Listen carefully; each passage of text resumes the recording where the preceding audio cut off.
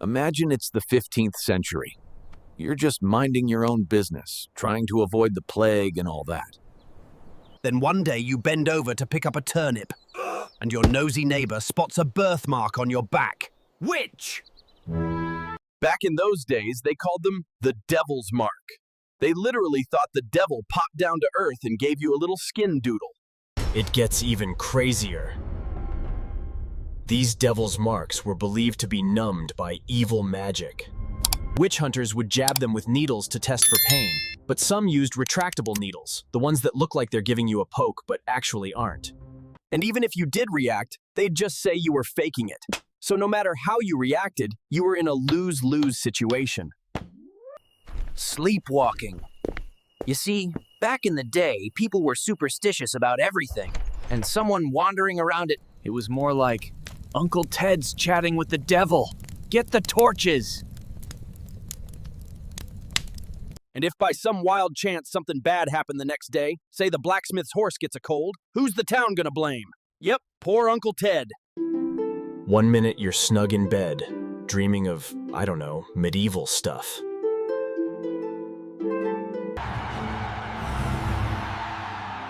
Next up, you are the star of the local witch trial. Yeah, you heard that right. There was this one jingle that, if whistled,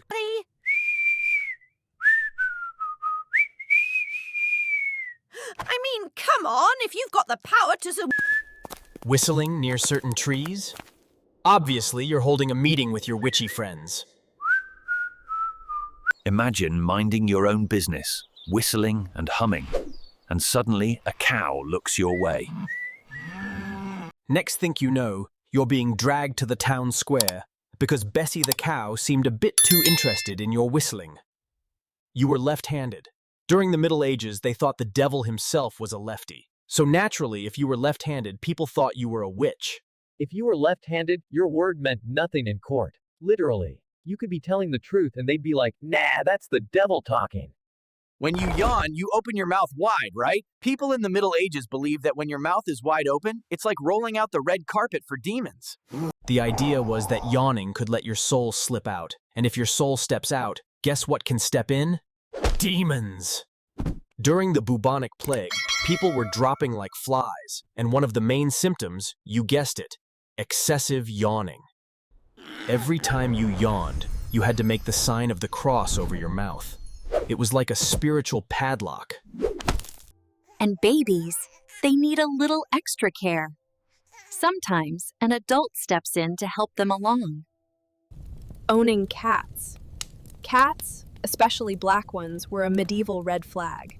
They're nocturnal, a bit mysterious. Oh, Martha's running to the local priest, talking about how you're raising an army of devil's pets. Next thing you know, you're standing in front of an angry mob trying to explain that Mr. Paw just likes to chase mice, not souls. The irony was, cats were actually great for pest control. They kept the rat population down, which meant less risk of spreading the good old bubonic plague.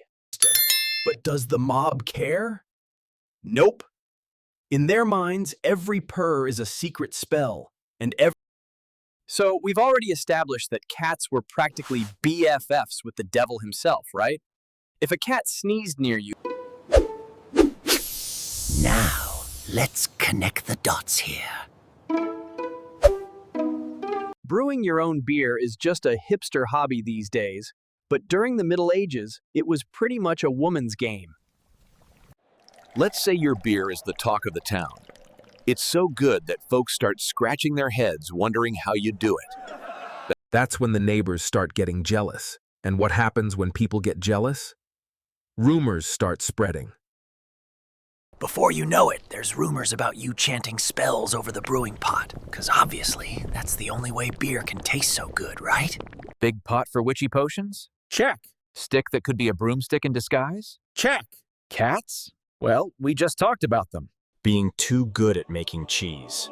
Picture this. You're living in a small village, but yours is just amazing.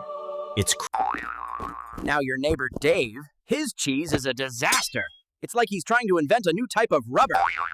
And let's not even... In those times, folks didn't know much about how bacteria and temperature played a big role in cheese quality. They saw someone crushing it in the... So rumors start to spread. They think you must be stealing the goodness from their cheese. The idea was that a witch could magically take the quality. Having double yolk eggs.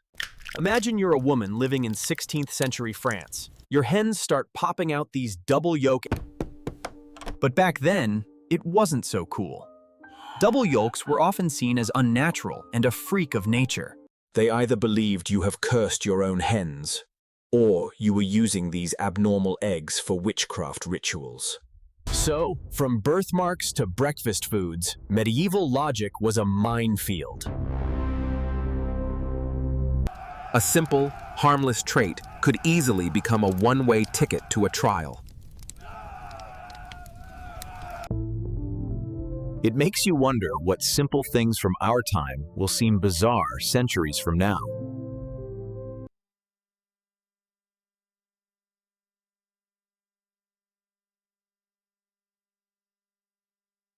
That's all for today. I'll be making similar videos in the future. Subscribe to see them.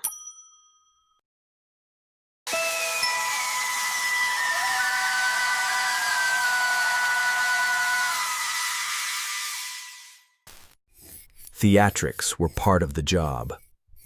A fearful crowd was a compliant one. Proof was irrelevant. The accusation was the verdict.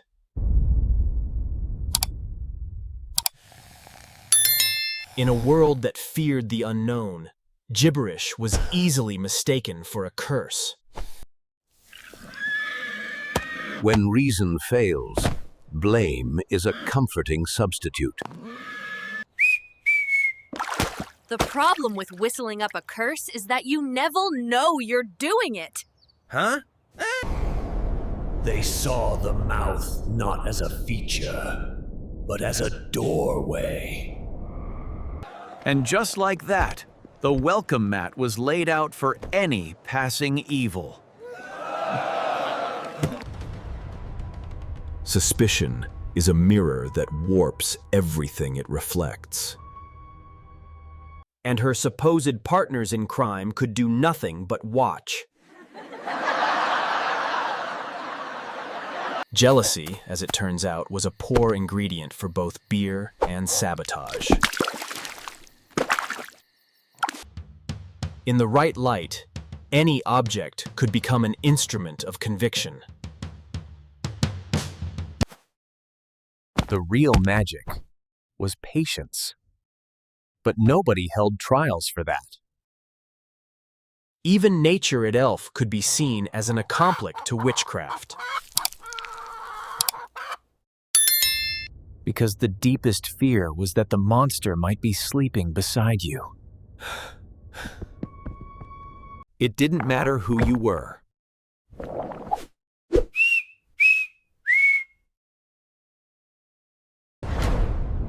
It only mattered what they saw. Makes you glad all you have to worry about is a bad Wi-Fi signal.